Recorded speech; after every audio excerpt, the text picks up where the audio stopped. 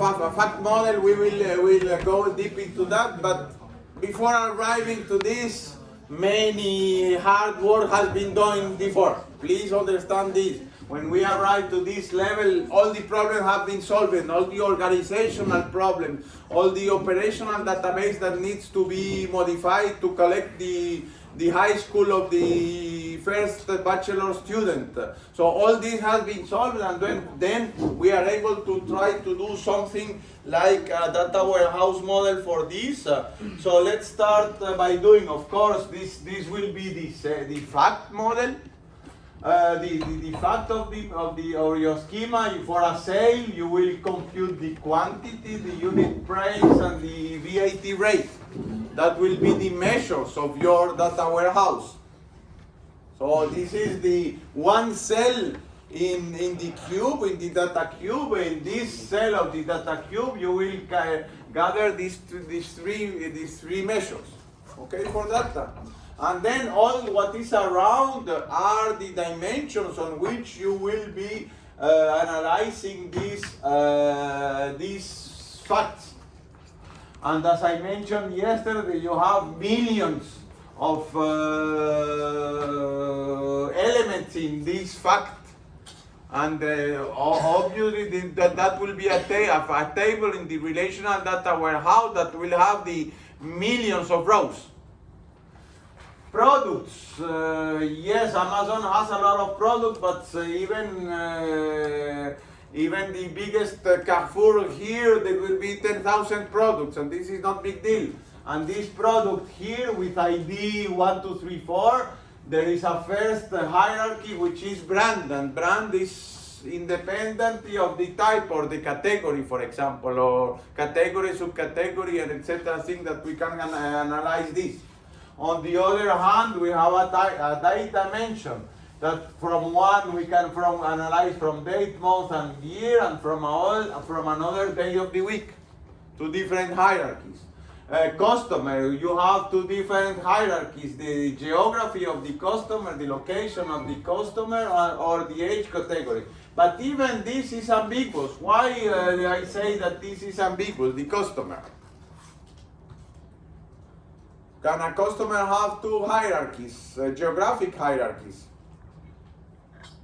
Yeah, he can move to.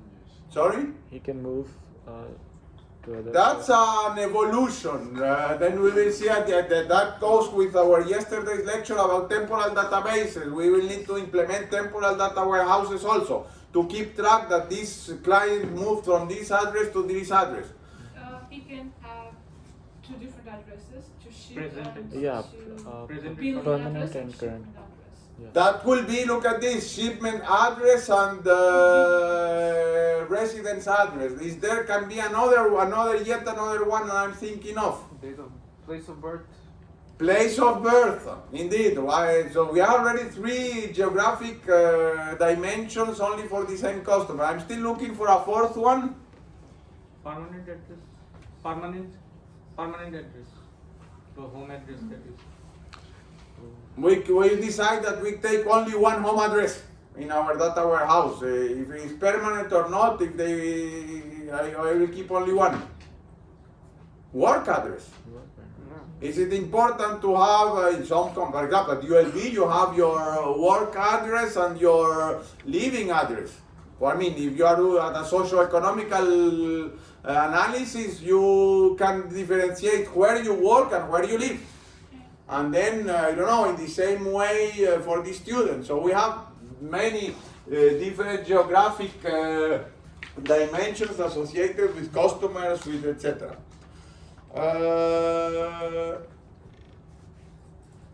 So all this is explained here. So let's go for a little bit more detailed example. We will see what are all these new notations that are there, but this is only notation. Let's start with some of those. Optional level. Optional level means that level, of course, meaning a hierarchical level, is not specified for all levels of dimension. With some of you during the break, we were discussing the geographic hierarchy, and I will allow me to repeat what we discussed during the break. What happens? Suppose that we have a European geography hierarchy, if only or Europe. What happened with Monaco? What happened with Andorra? What happened with all these small Liechtensteins, Vatican? What happened? How do we characterize this country with more traditional countries like Germany or Belgium? What is the main problem there?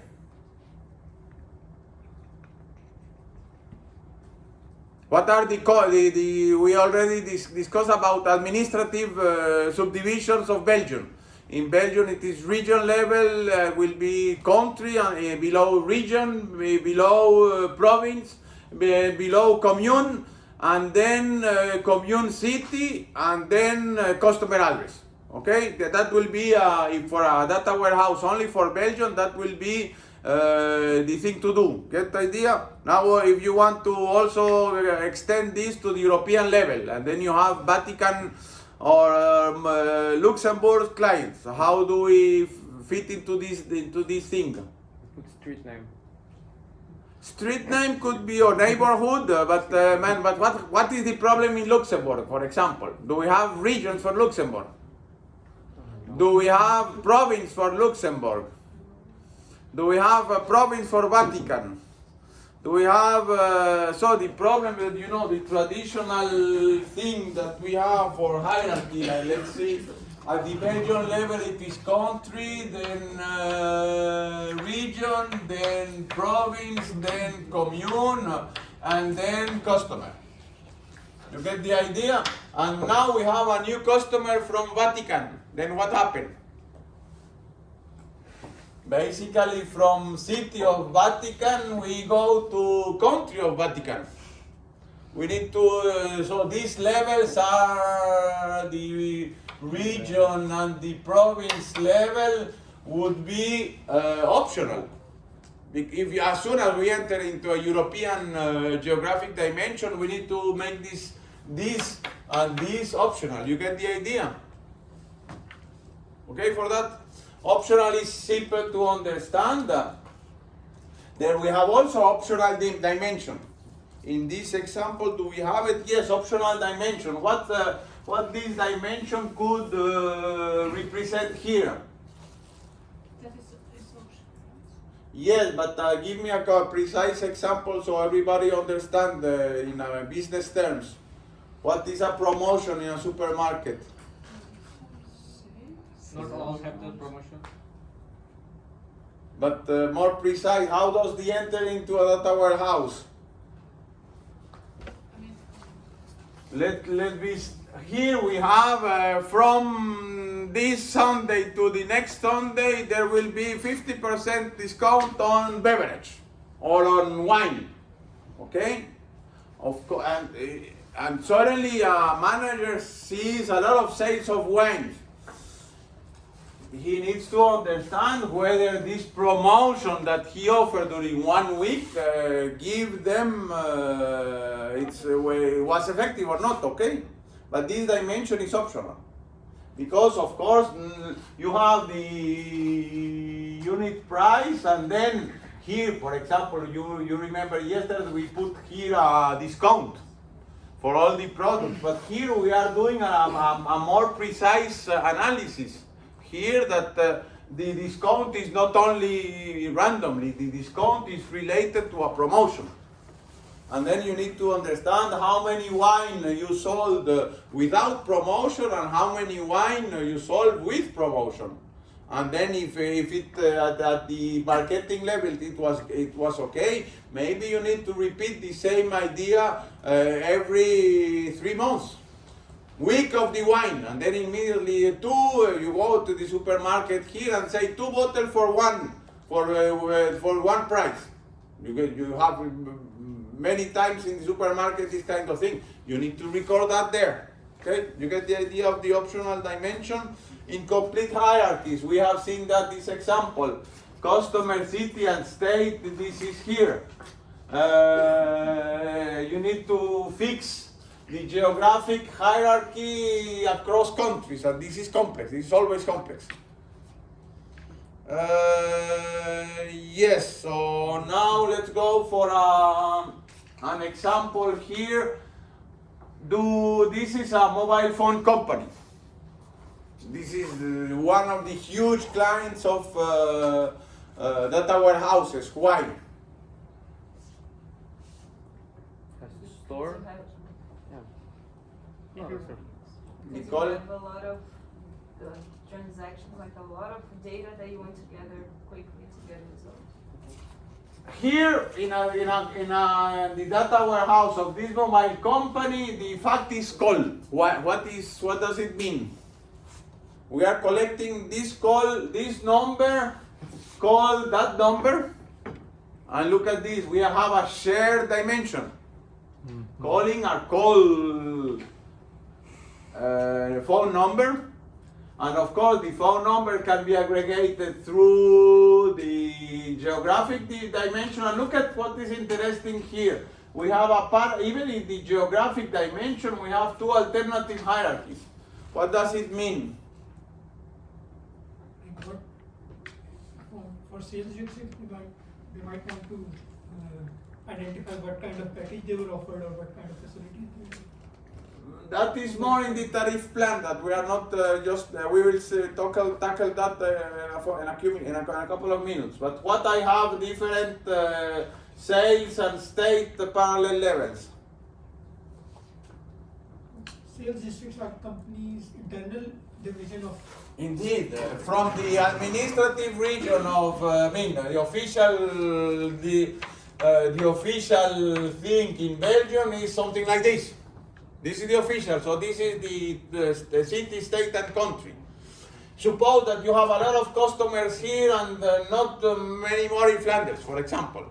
Then you take the same country and you divide your own regions, and it's a parallel distribution of your geographical distribution of your country, and you will have different marketing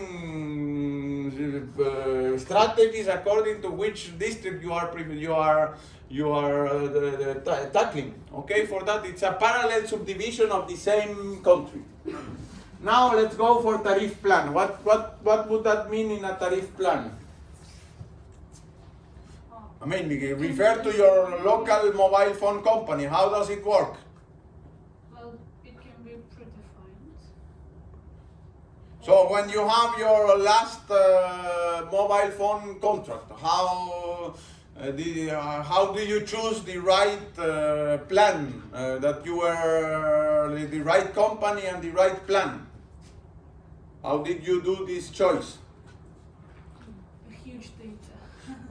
You know, it's very difficult to compare how much the megabytes and this and that and during weekdays, and it's all these marketing people from the mobile companies, they are talented to make you lost in all this, and you are so bored of analyzing all this that you get the one that they push it on top. But nevertheless, it is important to understand the behavior or these facts. Yes, I need to. Of course, if you go to Proximus here in Belgium, you have one set of characteristics for tariff plan. If you change for mobile provider, you have another set of characteristics. Okay. And then, of course, this is only a sketch. There should be much more levels for the tariff plan. Otherwise, all these marketing people will be out of work in the mobile companies. So get the idea? Here, let's continue. So yes, we diverged during the weather from a city, the same city, Brussels. It's located into the Brussels region, but here it could be in the northeast region district. Okay.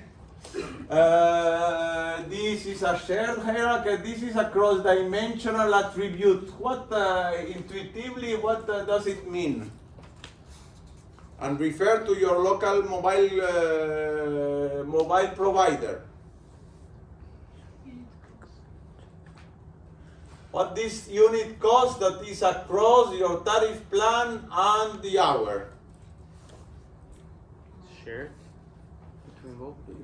Forget about technical aspects and then give me what these marketing people invented, and then you need, so sooner or later you need to put that into the data warehouse. How much they charge for a minute or an hour of calling? Is this dependent on the tariff hour that you signed? Of course. So you need to analyze. I mean, you have, according to your plan, a number of free minutes communication, a number of free megabytes, either limited or unlimited, and then as soon as you go beyond this limit, you begin charging much more than what you were expected to do. And then maybe when you have beginning to, what happened typically? The marketing people analyze this, and then as soon as you get some of your customers exploding their normal tariff, they immediately have a call. Look at Mr. or Madam, I verified that maybe this new tariff plan will be more suitable to your usage. You get the idea? So here it is important for them to analyze this cross-dimensional attribute, because the hour of the call is important. You have different prices, not only depending on the hour, but also on which tariff apply, whether any weekend or not. This is the kind of thing that we need to manage. This is a sketch. If you want to do a proper analysis for a mobile phone, you need much more data than that, but you get the idea. It's just to put you ready for the next set of exercises. Yes, in convergence we have already discussed that. Yes, things like this. What does this sales? A sale is related to the person that performed the sale or managed the sales. And I have a cycle there. What could that mean?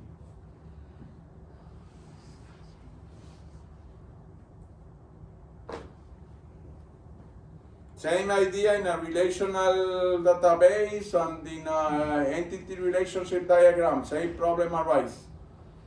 What? Salesman is managing other salesmen. So we have a hierarchy of persons, employee 1 managing employee 2 and employee 3, and then we need to assess whether, and then of course many more people here below, and then how we compare this manager with this manager. And the problem here, this is a recursive hierarchy because you don't know how many levels you are below this. And then recursive means loop in SQL. And then you have to write recursive SQL queries. I don't know if you ever tried the recursive SQL queries. Any of you did the recursive SQL queries? So how do I compute the sales of this manager and all its subordinates, knowing that today there can be 3 levels, tomorrow there can be 5 levels.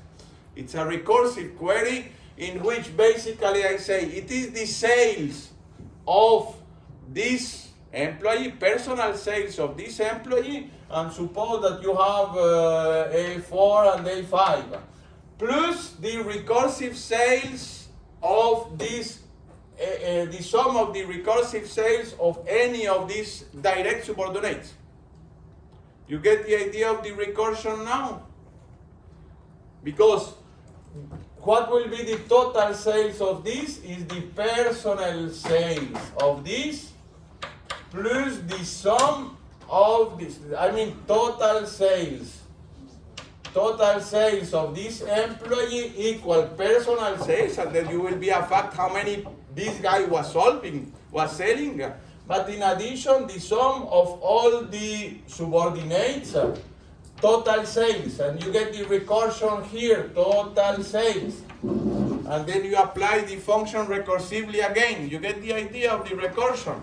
Because again, when you are asking yourself the same question for this guy, in order to compute the sale for this guy, you need to start again with the personal sales of A4 and all its subordinates.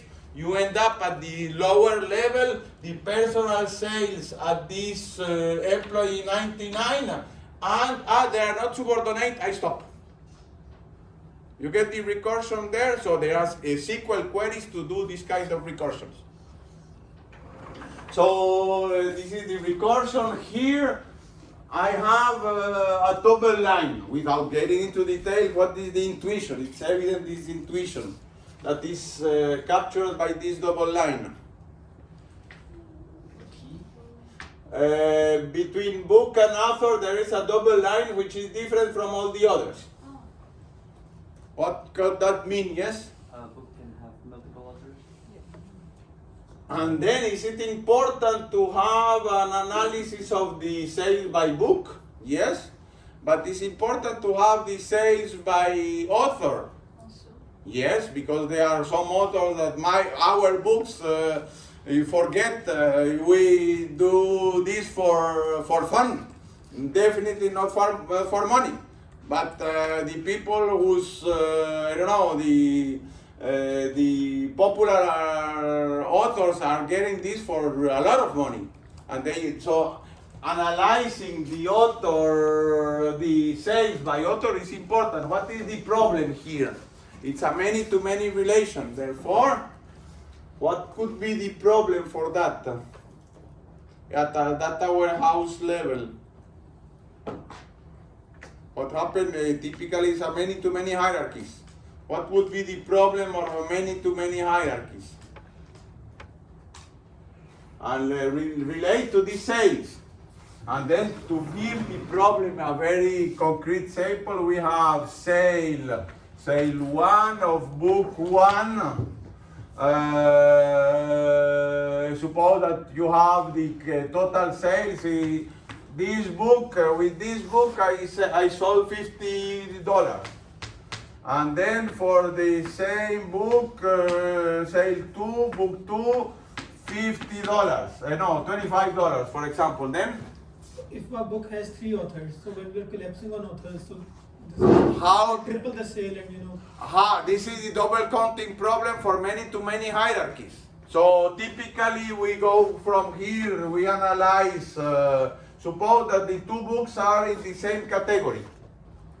So we go to the UL meaning for category 1, you will have 75. that's the safest. So this is easy.